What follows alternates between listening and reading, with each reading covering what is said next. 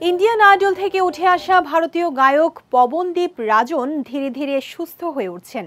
দেশটির উত্তরপ্রদেশের ভয়াবহ সড়ক দুর্ঘটনার পর তাকে আইসিইউতে রাখা হয়েছিল। 9 মে এই সঙ্গীতশিল্পীর শারীরিক অবস্থার উন্নতি হওয়ায় স্থানান্তর করা হয়েছে কেবিনে। সামাজিক যোগাযোগ মাধ্যমে গায়কের পক্ষ থেকে দেয়া বিবৃতিতে অনুরাগীদের প্রতি কৃতজ্ঞতা জানিয়ে বলা হয়েছে, পবনের দুর্ঘটনার পর থেকে আপনারা যেভাবে পাশে ছিলেন, প্রার্থনা করেছেন, ভালোবাসা দিয়েছেন, তাতেই আমরা আশ্বস্ত। পবন এখন অনেকটাই সুস্থ। আপনাদের প্রতি কৃতজ্ঞতা প্রকাশের ভাষা আমাদের নেই। বর্তমানে শিল্পীর পাশে আছেন পবনের পরিবারের সদস্য, ঘনিষ্ঠজনেরা।